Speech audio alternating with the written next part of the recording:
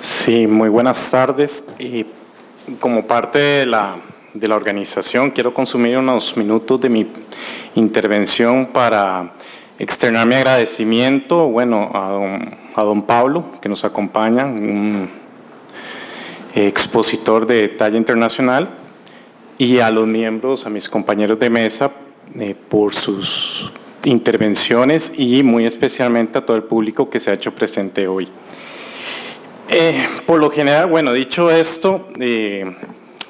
hoy no suelo ocupar mi posición ventajosa, o mejor dicho, no tengo la ventaja, como suele ser en juicios, de hablar de último. Y esto por tres razones: no solo por la calidad de las intervenciones que me precedieron y lo ameno que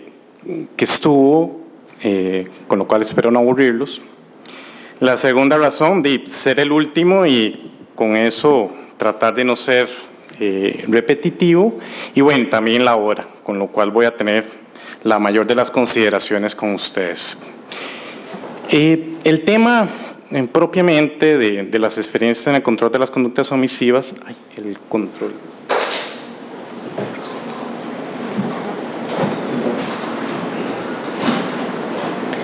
es un tema que yo había estudiado hace unos 7 u 8 años, había tenido que tocarlo precisamente por unas capacitaciones que empezó a dar la Procuraduría tituladas El impacto del código en la actividad administrativa, unas capacitaciones que se estaban dando en el sector público, y que luego a raíz de eso hice una publicación en la revista de la Procuraduría, la revista digital. Y en ese momento era una publicación de tipo prospectivo, o si se quiere, especulativo, de lo que podía ser el código a raíz de las herramientas que tenía. Y la idea ahora es ver un poco cómo se ha dado esa aplicación o cómo se ha ido desarrollando en la realidad. Por los números que vamos a ver más adelante, espero tener mejor éxito transmitiendo mis ideas que como fue con esa capacitación, porque realmente sí deja mucho que decir cómo sigue la administración arrastrando el tema de la inactividad, sobre todo en los llamados, ahora con los llamados amparos de legalidad, por lo que espero tener mejor éxito que en esa capacitación, en que advertía de los efectos que podía tener.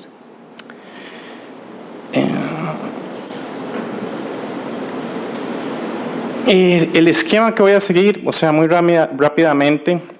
es un poco, y de forma muy breve, el esquema de las variantes de la inactividad o conducta omisiva, para luego ver la aplicación de los remedios procesales o las técnicas previstas por el Código para afrontar precisamente el tema de la inactividad. Si bien antes dejar claro algunas premisas de partida, muy generales, en el sentido de que, advertir de lo que les voy a contar es un poco mi punto de vista, de mi experiencia profesional, con lo cual no espero ser exhaustivo, no pretendo que sea un trabajo exhaustivo de todo lo que se ha dicho jurisprudencialmente. De hecho, me parece muy relevante que luego en la etapa de preguntas, con tantos operadores jurídicos, particularmente la calidad de jueces que están acompañándonos, pues nos pueda incluso ahondar en esas experiencias que se han dado en la jurisprudencia. Con lo cual, entonces, simplemente me limito a contarles un poco cómo ha sido la experiencia en estos años que tenemos de código en relación con el tema concreto de las conductas omisivas, partiendo yo creo, de esa premisa de partida, como les decía, y en ese trabajo que les comentaba, citaba incluso a don Oscar en sus intervenciones en la comisión legislativa, en el sentido de que con el nuevo código quedaba claro, atendiendo al objeto, de que no había zonas inmunes al control jurisdiccional. Y el artículo 36 de forma muy clara nos dice que efectivamente las conductas omisivas formarán parte de las pretensiones administrativas deducibles. Y también tener también la claridad que en ese momento se exponía de que tan ilegales son las conductas activas, que como lo explicaba don Iván antes, era lo tradicional a través de los actos administrativos, tan ilegales son ese tipo de manifestaciones como también lo son las conductas administrativas por omisión. Y así también con toda claridad se establece, coronando el Código Procesal Contencioso Administrativo en el artículo 1. El tema es, y tal vez la reflexión que hacía en ese momento era hasta dónde llega ese deber que, bueno, ya don Oscar nos ilustró un momento, con mucha claridad, el tema de hasta dónde llega ese deber de cumplir, o dicho de otra forma, hasta dónde llega la posibilidad para el administrado de formular o pedir a la administración que haga determinada conducta, ¿verdad? Porque en ese sentido se podría pensar de que yo podría llegar a pedirle a una municipalidad que me haga una ciclovía, reunir firmas y entonces que me haga una ciclovía, o bien que me ponga, ahora que está de moda los hotspots de internet, entonces que me ponga servicio de internet inalámbrico en mi barrio o en determinada comunidad, sabiendo, y esa tal vez era la preocupación que incluso en su momento también externó la Procuradora General cuando estaba todo el tema de la discusión del código, sabiendo las limitaciones presupuestarias tan importantes que tiene la administración en ese sentido. El artículo 42 ya nos pone de manifiesto que lo que se pide o lo que se puede pedir a la administración es que se condene a realizar cualquier conducta administrativa específica impuesta por el ordenamiento jurídico. Y hago la alusión a la conexión con la prevención de daños y perjuicios porque por lo general siempre va a estar acompañadas este tipo de demandas con una pretensión accesoria de por daños y perjuicios. Pero bueno, ya hay una primera limitante que es precisamente el incumplimiento de ese deber. Bueno, don Oscar nos precisaba más de esa obligación impuesta por el ordenamiento jurídico. Y así también lo ha entendido nuestros tribunales, hago la alusión de esta resolución, en cuanto se indica que conducta omisiva administrativa configuradora de un mal o anormal funcionamiento es toda violación de las obligaciones administrativas preexistentes. Es decir, es el incumplimiento de una obligación preexistente que le impone el ordenamiento jurídico por derivación, naturalmente o corolario, del principio de legalidad. Aquí, en esta misma resolución se plantean cuestiones interesantes y que también lo mencionaba don Iván, que es un tema que invariablemente se está conectando con el derecho fundamental al buen funcionamiento de los servicios públicos que ha sido desarrollado por la Sala Constitucional en gran cantidad de resoluciones. Y también llama la atención una variante de lo que se puede considerar una conducta omisiva, que nos conecta con esa famosa ley de Roland, de la cláusula de progreso, que es no solo hacer el deber, sino incluso evitar cualquier tipo de omisión en estar a punto con la tecnología, sobre todo ahora, y el día de ayer don Ricardo Rivero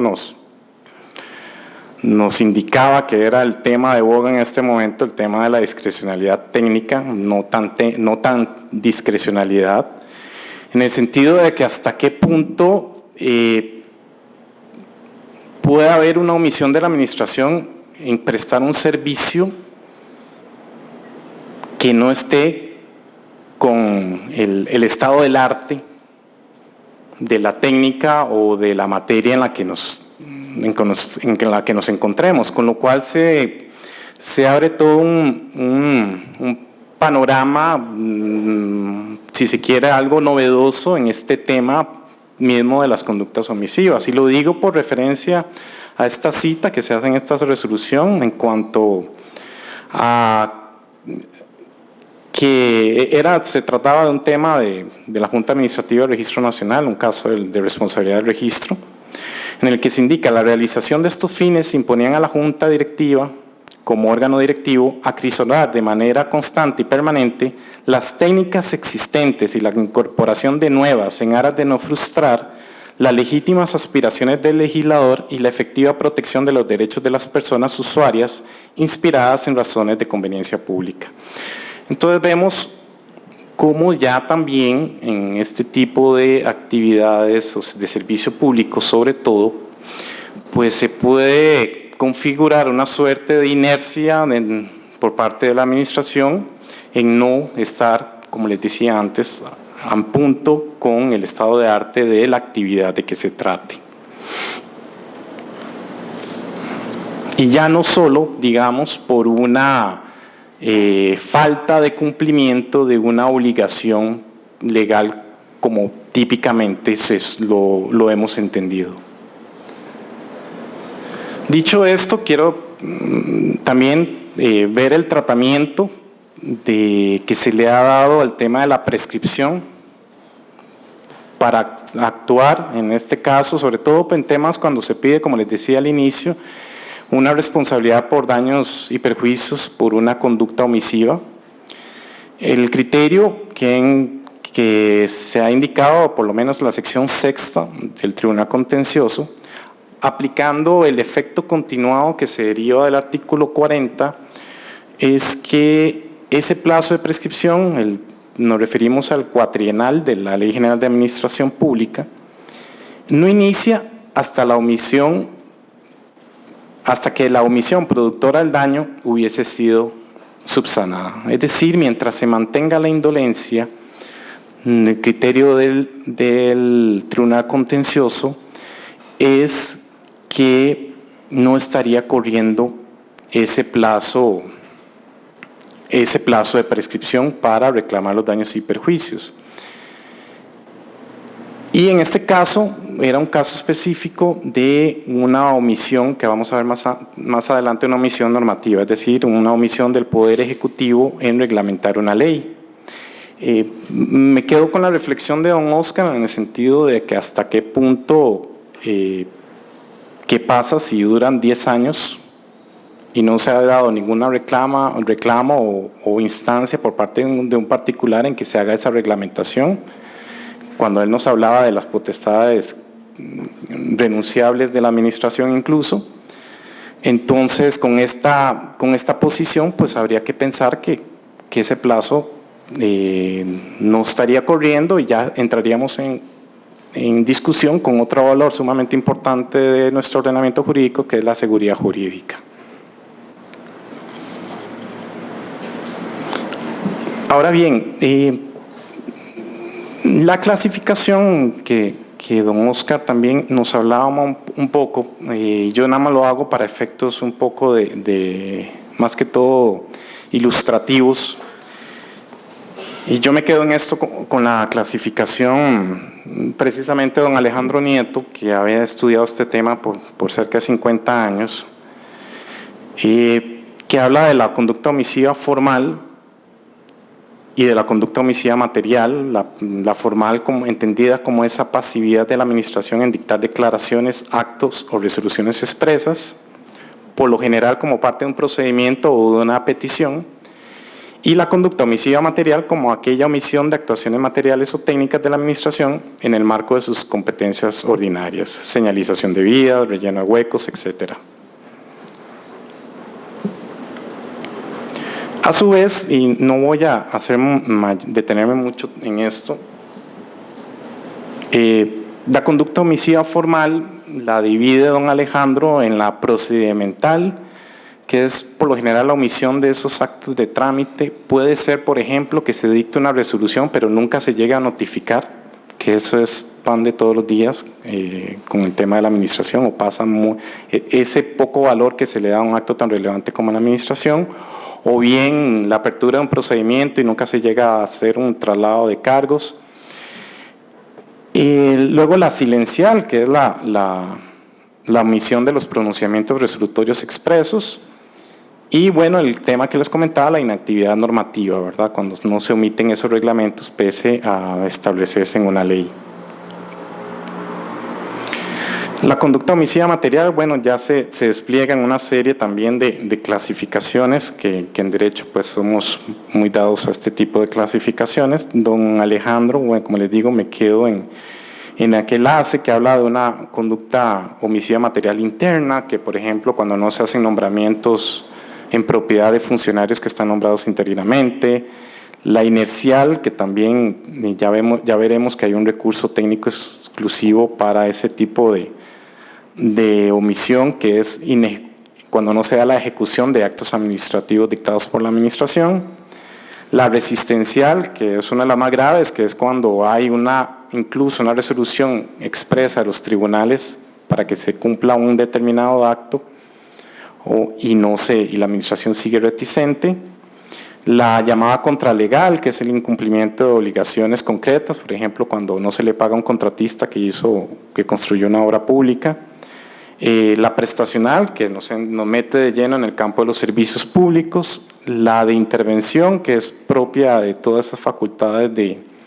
policía o inercia en el ejercicio de facultades de policía, y la que don Alejandro Nieto también llama la vía de hecho omisiva por contraposición a la vía de hecho que ya también nosotros conocemos. Pues bien, las técnicas del código, y sin perjuicio, como les decía, de ser exhaustivo ni agotar el tema en este sentido, a partir de ahora, si quieren, esto es pura experiencia de mi día a día en tribunales. Las técnicas que contempla, por lo menos para la inactividad formal,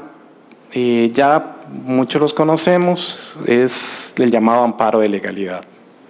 que también es muy sabido, no me voy a quedar en eso, es un recurso de creación pretoriana a partir de la jurisprudencia de Sala Constitucional, luego más adelante desarrollada por Sala Primera, un recurso exento de formalidades en ese parangón que ha hecho incluso el Tribunal Contencioso con respecto al recurso de amparo propiamente dicho que conoce la Sala Constitucional, en que incluso se le da a uno traslado de escritos firmados por el mismo particular, en que no viene ni autenticado por abogado y que no ni siquiera una formulación de hechos, sino simplemente pidiendo que se le resuelva una determinada gestión, y que por lo general tiene un aspecto muy importante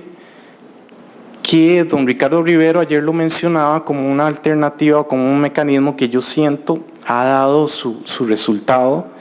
que es la conexión de esta omisión formal conectarlo con la responsabilidad directa del encargado que tiene que resolver esa petición. Y en ese sentido, o sea, sobre todo por la labor de los jueces ejecutores del contencioso, siento que ha tenido mucho éxito y que ha puesto a correr, bueno, tanto a la administración como a nosotros, en este tipo de situaciones, en las que incluso por las mismas posibilidades que da el código, cabe la posibilidad de tratar de cumplir la conducta a través del superior jerarca del órgano al que se le imputa la inactividad, que llámesele por lo general el ministro del ramo al que pertenezca dicho órgano. Y adicionalmente viene aparejado como remedio esa condena en abstracto a daños y perjuicios, de la que se ha hecho esa aplicación analógica y que en su momento, a sus inicios, tanto nos opusimos y nos seguimos oponiendo, debo decirlo también, de esa aplicación del artículo 51 de la Ley de Jurisdicción Constitucional a la condena a daños y perjuicios, cuando se determina la falta o la conducta omisiva por parte de la administración. Como les decía, en este sentido, efectivamente, a diferencia tal vez de lo que pasaba a la sala y ahora contempla como técnica el código, es ese mecanismo de responsabilidad que Alejandro Nieto le llama disuasión, que es la posibilidad de imponerle una multa al titular del órgano al que se le imputa la omisión, y esto luego del trámite que, bueno, estoy dando por sentado, pero muy brevemente se presenta el recurso o el amparo de legalidad, se le da traslado directamente, también en una forma analógica como sucede con los recursos de amparo ante la Sala Constitucional, se le da directamente traslado al órgano al que se le imputa esa inactividad por 15 días, se le dan 15 días para que cumpla la conducta. Si cumple la conducta dentro de esos 15 días, que no es solo cumplir la resolución expresa, sino notificarle en el lugar o medio señalado en vía administrativa o incluso en sede judicial, se ha aceptado, notificarle la resolución, entonces el proceso llega hasta ahí. Pasados esos 15 días, se le dan 15 días a la Procuraduría para que nosotros contestemos la demanda o contestemos el amparo, que en estos casos nuestra defensa se limita, es muy limitada, si se quiere, porque prácticamente es decirle al señor juez si cumplió o no la petición. O sea, no hay, o por lo menos los tribunales no se dan por satisfechos con ningún otro tipo de respuesta, sino simplemente manifestar si la administración respondió o no la petición que hizo el particular, sin entrar a ningún tipo de consideración de fondo, y en eso siempre lo aclaran los tribunales, en el sentido de que no se hace ningún tipo de valoración de fondo de la respuesta, sino que simplemente ver de que la administración respondió, y respondió, digamos que eso incluso uno lo hace en la oficina, ver si respondió de una forma sin entrar a consideración de fondo, pero que se entienda que no simplemente fue decirle un sí, simplemente un no, sino un acto motivado y con las formalidades que establece la Ley General de Administración Pública. El tema, pese a como les decía, de la efectividad, por así decirlo, que ha tenido estos mecanismos que introduce el código, el problema es que,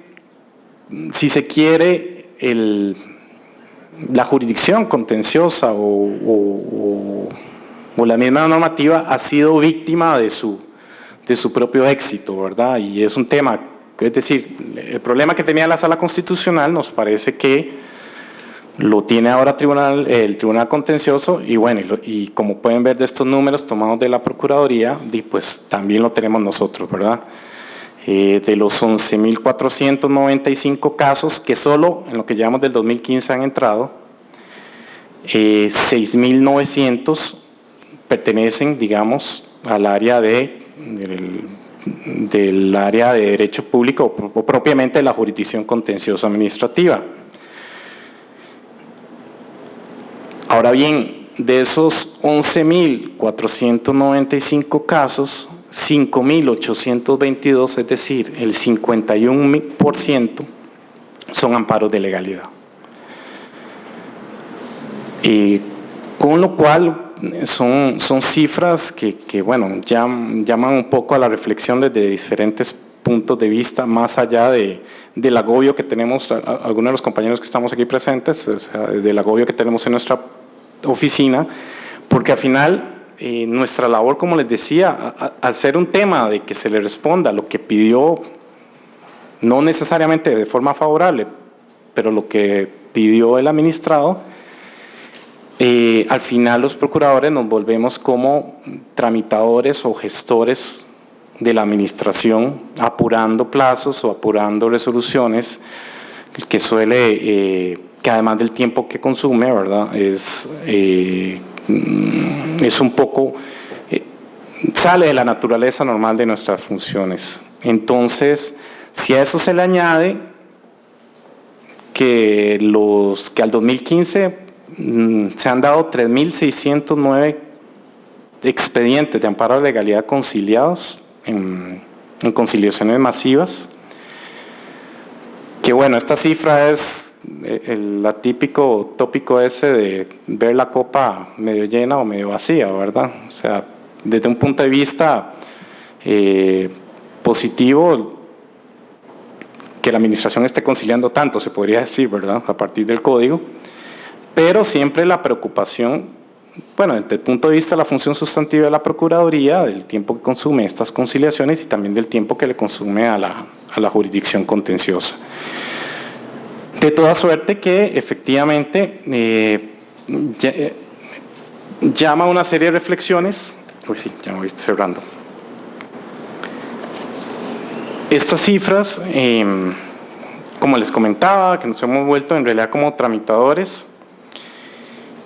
y el tema de que la administración pública, con todos los problemas, con ese gran leviatán, como en su momento se exponía, sigue siendo requerida por los administrados. Es un dato de primera relevancia que nos pone a pensar de que esa reformulación que se tiene que hacer de la administración, el tema de la eficiencia que tocaba don Iván, y porque efectivamente estamos teniendo muchos casos de no respuesta. Y aquí estoy tocando simplemente los casos que ve la Procuraduría, ¿verdad? No hablo de todas las demás administraciones públicas, o sea, de la administración descentralizada, por así decirlo. Entonces, un tema que ciertamente llama a la reflexión, porque además es un número, no me traje las otras cifras, pero es un número que va creciendo, o sea, año con año se va haciendo cada vez más grave con todo lo que eso supone e implica.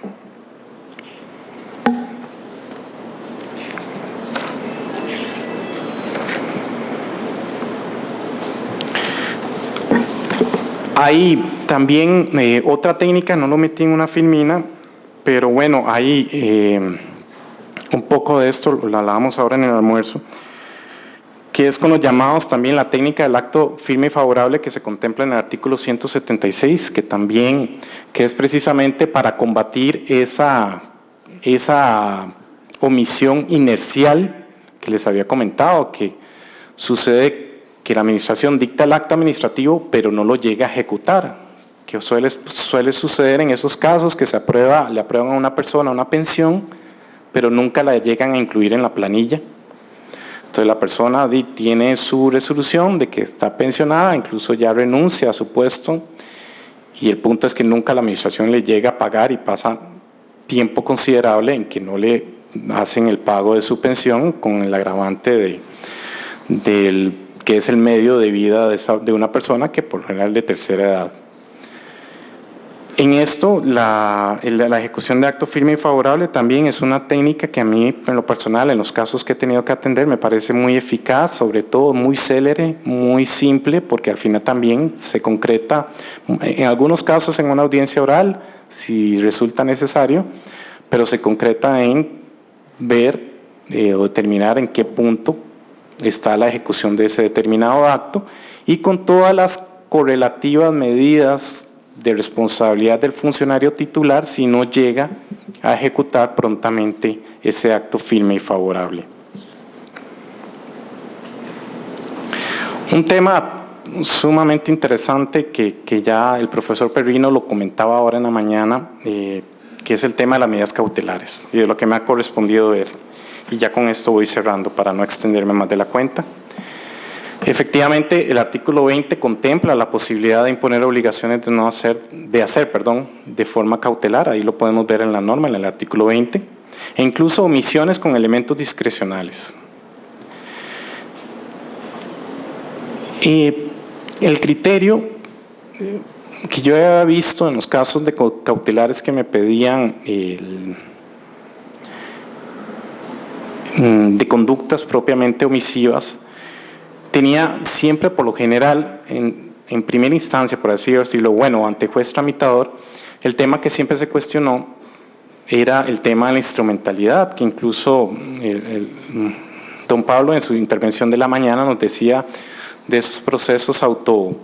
autosuficientes, o sea, que al final no ameritaban después un proceso. Hasta, por ejemplo, esta resolución de 2014, la 996, algunos jueces tramitadores establecían que precisamente por esa falta de instrumentalidad, en el sentido de que ya acogiéndose la cautelar, anticiparon un pronunciamiento de fondo, entonces precisamente se carecía de ese elemento de instrumentalidad y esto hacía que no se contemplase o careciese de ese elemento estructural y por lo tanto no se rechazaba la medida cautelar. Sin embargo, más o menos en otro caso que tuve, ya el Tribunal de Apelaciones, en esta resolución oral, y aquí estoy parafraseando, no es una cita textual porque es el tema de los videos que si me pongo duraría más en haberla transcrito. El Tribunal de Apelaciones, por lo menos la sección primera, establece con toda claridad lo que nos indicaba el profesor Perrino, de que perfectamente caben las medidas anticipativas. Y en ese sentido se indica la tutela cautelar es amplísima, comprende no solo la típica y tradicional suspensión del acto administrativo, sino que se extiende a cualquier decisión judicial necesaria para solventar el objeto del proceso. Incluso tomar medidas en estos casos cuando está de por medio la discrecionalidad técnica, que era un tema que también se tocó ayer, como lo es el reordenamiento vial. Pues no resuelve aquí cité un poco mal, pero lo que quiere decir el Tribunal de Apelaciones es que se puede adoptar esta medida anticipativa porque no se va a entrar a analizar el tema si al final la actuación es nula o no, o la misma legalidad de la actuación, porque eso se reserva para el juicio de fondo. Entonces, concluye diciendo que el Código prevé medidas anticipativas que no solo buscan suspender el acto, sino también anticipar los resultados del proceso. Y esto porque en primera instancia el juez tramitador en su momento indicó que esta medida, que era que se pedía un reordenamiento vial por una tienda que veía afectada, en su parecer veía afectada la afluencia de clientes por un cambio de vía que se hizo por parte de la Dirección de Tránsito. En primera instancia se rechazó la medida cautelar alegándose precisamente esa falta de instrumentalidad y entonces de lleno el Tribunal de Apelaciones dice, que no está de acuerdo con esa tesis porque efectivamente el Código prevé medidas anticipativas del resultado del proceso. Confirma el rechazo de la medida cautelar, pero ya por otras consideraciones, en tanto no se llega a demostrar los daños graves por parte del accionante, pero sí es relevante esta acotación que hace la sección primera. Y bueno, con esto termino mi intervención sin perjuicio para no cansarlos más, sin perjuicio de cualquier otra duda que tengan. Muchas gracias.